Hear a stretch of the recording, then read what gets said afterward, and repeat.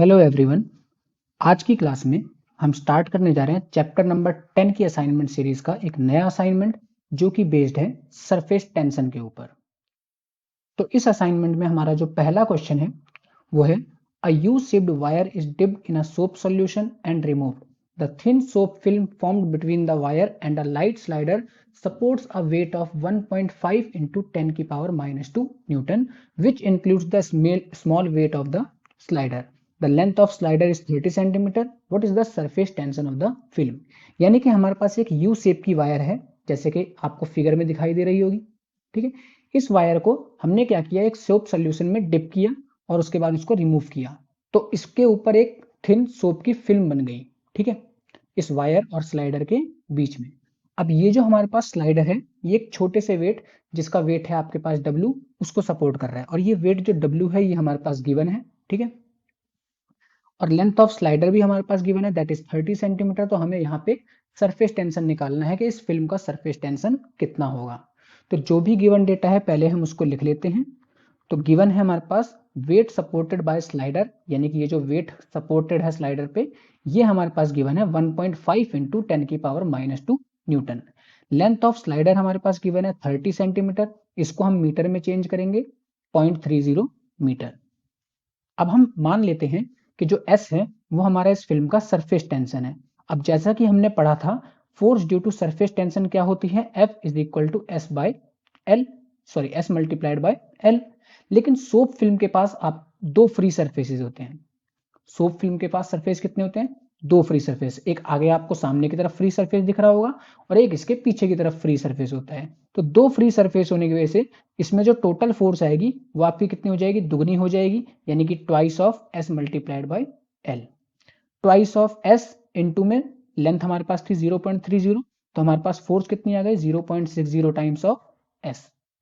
अब अगर हम यहाँ पे इक्विलिब्रियम की कंडीशन देखें तो देखो, जब मैंने इस पे एक वेट को सपोर्ट किया तो इसने इसको थोड़ा सा स्ट्रेच किया होगा। ठीक है, अब ये इसको स्ट्रेच कर रहा है लेकिन वाटर के जो मॉलिक्यूल्स हैं वो क्या कर रहे हैं, वो एक फोर्स लगा रहे हैं और वो फोर्स क्या चाहती है, वो फोर्स वापस चाहती है इसको अपनी ओरिजिनल स्टेट में पहुंचाना। और वो फोर्स है आपकी सरफेस टेंशन की फोर्स। क्यों? क्योंकि सरफेस टेंशन क्या चाहता है, वो मिनिमम सरफेस एरिया में रहना चाहता है और ये वेट क्या कर रहा है, ये वेट उसको उसके सरफेस एरिया को इंक्रीज कर रहा है। तो इसलिए यहाँ पे जो वेट है इस वेट को यहाँ पे कौन बैलेंस करेगा, सरफेस टेंशन की फोर्सेस बैलेंस करेंगी। कब? इक्विलिब्रियम की कंडीशन में। अब इक्विलिब्रियम की कंडीशन है तो इसका मतलब जो फोर्स होगा सरफेस टेंशन की वजह से वो फोर्स किसको बैलेंस करेगा, इस वेट को। तो इसका मतलब हमने यहाँ पे लिख दिया force is equal to W। Force हम ऑलरेडी निकाल चुके हैं 0.60 टाइम्स ऑफ S। S यहाँ पे क्या है हमारा सरफेस टेंशन, इक्वल टू कितना हो जाएगा W। W हमारे पास क्वेश्चन में गिवन था, ये जो वेट सपोर्टेड था ये गिवन है हमारे पास 1.5 इंटू 10 की पावर -2। यहाँ से हम S निकालेंगे तो 0.60 को ले जाएंगे नीचे तो S कितना हो गया 2.5 इंटू 10 की power -2 Newton per metre. Question number 2 में हमारे पास गिवन है एक लिक्विड ड्रॉप है जिसको ब्रेक किया जा रहा है 27 स्मॉल ड्रॉप्स में। If surface tension of the liquid is S then find the change in surface energy. अब यहाँ पे एक लिक्विड ड्रॉप है जिसको 27 छोटी छोटी ड्रॉप्स में तोड़ा गया। अगर लिक्विड का सरफेस टेंशन S है तो हमें बताना है कि चेंज इन सरफेस एनर्जी कितना होगा। तो अगर मुझे चेंज इन सरफेस एनर्जी निकालना है तो सरफेस एनर्जी के लिए मुझे चाहिए होता है चेंज इन सरफेस एरिया, क्योंकि सरफेस टेंशन तो हमें गिवन है लेकिन हमें जो एक और चीज चाहिए वो चाहिए चेंज इन सरफेस एरिया। अब चेंज इन सरफेस एरिया निकालने के लिए मुझे चाहिए होंगे रेडियस, स्मॉल ड्रॉप्स और बिगर ड्रॉप्स के। लेकिन यहाँ पे हमारे पास रेडियस का कोई रिलेशन गिवन नहीं है कि स्मॉल ड्रॉप्स और बड़ी ड्रॉप्स के बीच में रेडियस में क्या रिलेशन है या रेडियस की क्या वैल्यूज है। तो हम क्या करेंगे इस क्वेश्चन के लिए, हम सपोज कर लेंगे radius of each small drop हमने मान लिया R और जो रेडियस ऑफ लार्जर ड्रॉप है वो हमने कंसिडर कर लिया कैपिटल R के बराबर। अब जैसा कि हमें पता है जो वॉल्यूम होगा 27 स्मॉल ड्रॉप्स का वो आपका बराबर होगा volume of the large drop, क्योंकि ये जो 27 स्मॉल ड्रॉप्स बने थे, ठीक है, ये किस लिक्विड से बने थे, ये उसी लार्ज ड्रॉप से बने हैं। ठीक है, तो जो वॉल्यूम होगा वो तो आपका सेम होगा। तो यहाँ पे अगर हम 27 स्मॉल ड्रॉप्स के वॉल्यूम की बात करें तो 27 इंटू में एक वॉल्यूम, एक जो आपका ड्रॉप है उसका वॉल्यूम कितना हो जाएगा 4/3 पाई आर क्यूब। तो आर आप यहाँ पे लिखोगे स्मॉल, क्योंकि हमने यहाँ पे स्मॉल ड्रॉप के रेडियस को क्या माना है स्मॉल आर। इक्वल टू में कितना हो जाएगा वॉल्यूम ऑफ लार्ज ड्रॉप। तो वॉल्यूम ऑफ लार्ज ड्रॉप का हम फॉर्मूला लगाएंगे 4/3 पाई, इस बार आर लेंगे हम कैपिटल आर, तो कैपिटल आर का क्यूब। तो यहाँ पे 4 से 4 आपका कट गया, 3 से 3 कट गया, पाई से पाई कट जाएगा, आपके पास वैल्यू बचेगी 27 R cube is equal to R का क्यूब। अब हम क्या करेंगे, यहाँ पे क्यूब रूट्स लेंगे दोनों साइड्स। क्यूब रूट्स लेने के बाद हमारे पास क्या आएगा आंसर, 27 का क्यूब रूट हो जाएगा 3, आर क्यूब का क्यूब रूट हो जाएगा आर, इक्वल टू कितना आ गया आर। तो यहाँ पे हमारे पास एक रिलेशन मिल गया that R is equal to R by 3। तो surface area of large drop कितना हो जाएगा हमारे पास 4 पाई आर स्क्वायर, क्योंकि लार्ज ड्रॉप का रेडियस कितना था कैपिटल आर। इसी तरह से अगर हम सरफेस एरिया निकाले 27 स्मॉलर ड्रॉप्स का, तो वो कितना हो जाएगा 27 multiplied by surface area of single drop 4 pi R square. 27 into में 4 पाई, आर का रिलेशन हमने जो ऊपर निकाला था r/3, इस वैल्यू को हम पुट कर देंगे यहाँ पे। ठीक है, इसको आगे सॉल्व करते हैं तो 27 को एज इट इज लिख दिया मैंने, 4 पाई भी एज इट इज आ गया, इसका स्क्वायर करेंगे तो ये हो जाएगा r स्क्वायर डिवाइड बाय 9। अब यहाँ से हम 9 से 27 को काटेंगे तो आंसर आएगा 3। ठीक है, तो ये हो गया हमारे पास 3 इंटू 4 पाई आर स्क्वायर, 4 को 3 से मल्टीप्लाई किया तो आंसर आ गया 12 पाई आर स्क्वायर। यहाँ पे हम इंक्रीज इन सरफेस एरिया निकालते हैं, जिसको हम डेल्टा ए से डिनोट करेंगे। तो इंक्रीज इन सरफेस एरिया हमारे पास आएगा 12 पाई आर स्क्वायर, ठीक है, माइनस में 4 पाई आर स्क्वायर। यहाँ पे देखो जो हमारे पास सरफेस एरिया था 27 ड्रॉप्स में टूटने के बाद, वो सरफेस एरिया बढ़ चुका है 12 पाई आर स्क्वायर, और जो हमारे पास लार्ज ड्रॉप का सरफेस एरिया था वो था 4 पाई आर स्क्वायर। तो आपका जो इंक्रीज इन सरफेस एरिया हुआ वो कैसे निकालोगे आप, जो आपका बड़ा वाला एरिया था, ठीक है, सरफेस एरिया यानी कि जो 27 ड्रॉप्स का एरिया था, उसमें से हम माइनस कर देंगे ये जो छोटा वाला हमारे पास सरफेस एरिया है। तो हमारे पास चेंज इन सरफेस एरिया कितना आ गया 8 पाई आर। अब जैसा कि हमें पता है सरफेस टेंशन का एक फॉर्मूला होता है change in surface energy by change in surface area.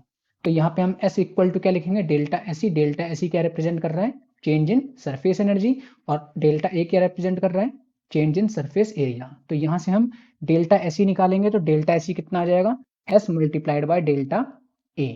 तो डेल्टा एस कितना हो गया S, डेल्टा ए हम निकाल चुके हैं 8 पाई आर स्क्वायर। इसको हमने S क्यों रखा है, क्योंकि क्वेश्चन में हमारे पास गिवन था कि सरफेस टेंशन ऑफ लिक्विड कितना है S, तो हमने इसलिए इसको S रखा। तो हमारे पास चेंज इन सरफेस एनर्जी कितना आ गया 8 pi R square into S।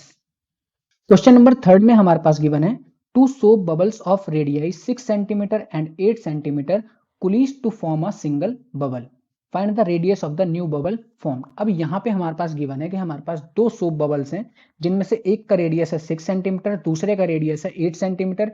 ये दोनों कुलीज करते हैं, कुलीज मतलब टकराते हैं एक दूसरे से और उसके बाद आपस में जुड़ जाते हैं और एक सिंगल बबल बनाते हैं। तो ये जो नया एक सिंगल बबल बना है, हमें इसका रेडियस फाइंड करना है। तो इसको कैसे सॉल्व करते हैं, तो सबसे पहले गिवन लिख लेते हैं जो भी हमारे पास डेटा गिवन है। तो रेडियस ऑफ फर्स्ट बबल हमने मान लिया R1, ये हमारे पास गिवन है 6 centimetre. Radius of second bubble को हमने R2 मान लिया और वो है हमारे पास 8 सेंटीमीटर। तो हम सरफेस एनर्जी निकालते हैं पहले फर्स्ट बबल की।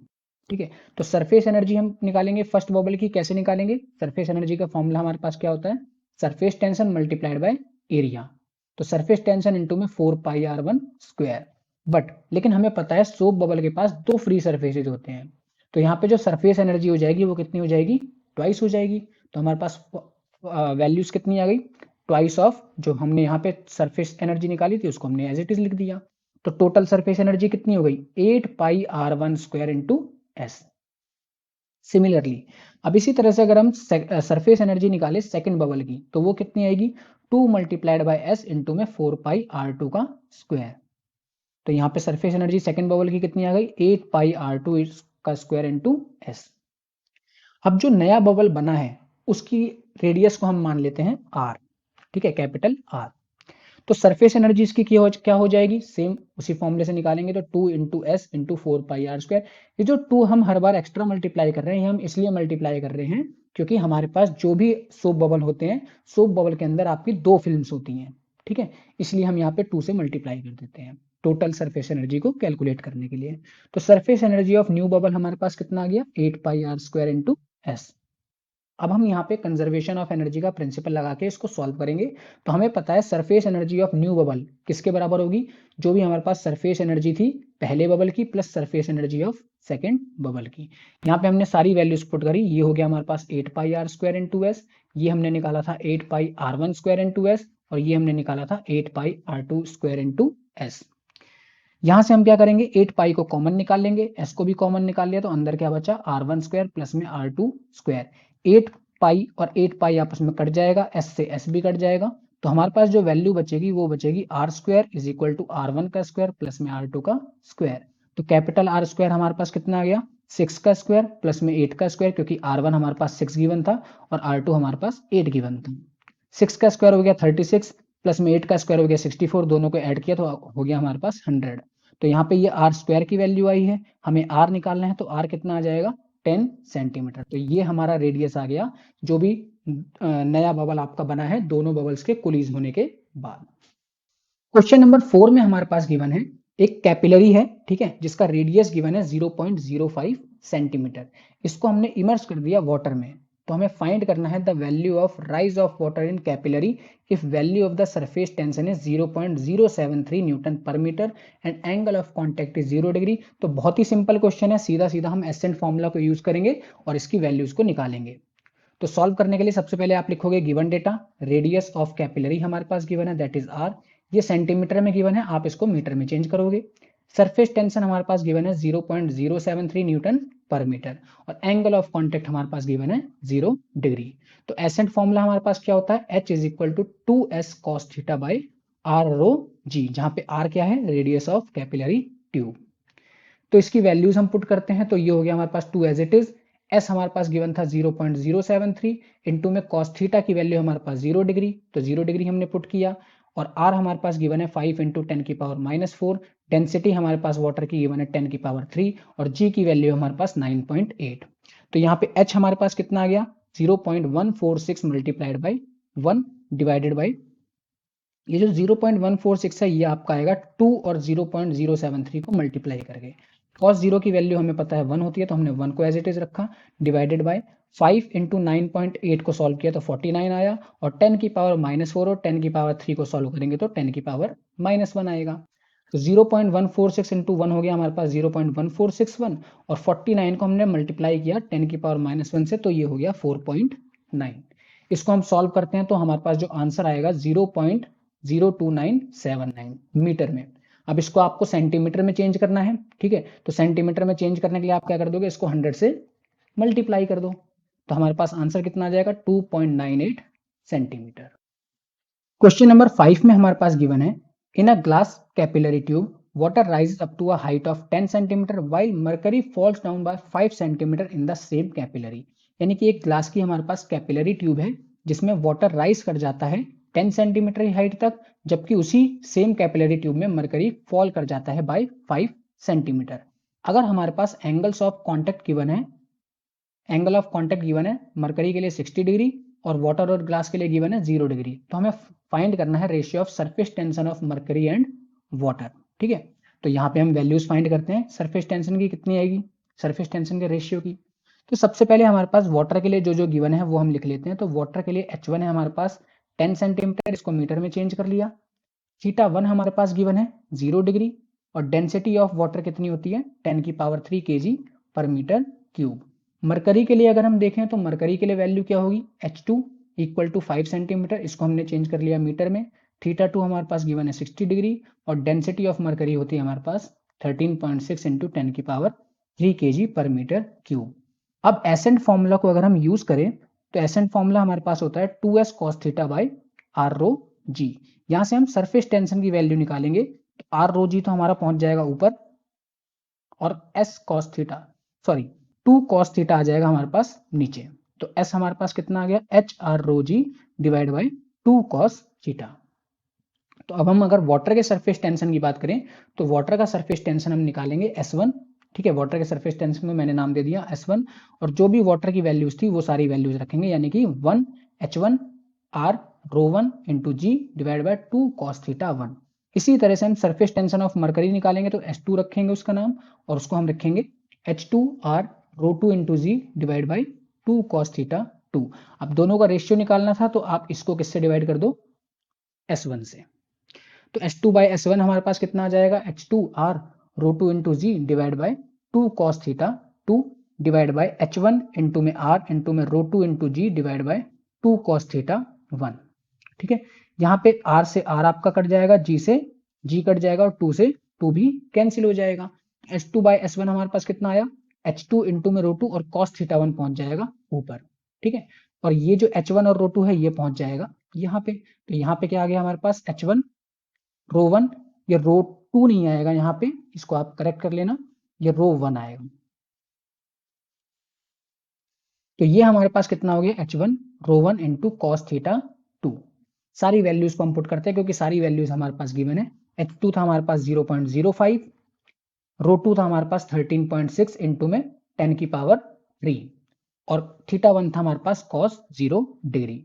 H1 है हमारे पास 0.10, रो1 है हमारे पास 10 की power 3, rho is the density of water, और cos θ2 है हमारे पास 60 डिग्री। इसको सॉल्व करते हैं हम, 0.05 इंटू में 13.6 इंटू में 10 की पावर 3 से 10 की पावर 3 को काट दो, cos 0 की वैल्यू आएगी 1, तो यहाँ पे हमने रख दिया 1, डिवाइड में 0.10, cos 60 की वैल्यू होती है 1/2, और 1/2 को हम क्या लिख सकते हैं, 0.5। अब अगर मैं 0.05 को 0.5 से काटूं तो आंसर आएगा हमारे पास 10, और 0.10 को मैं 10 से मल्टीप्लाई करूं तो आंसर आएगा 1।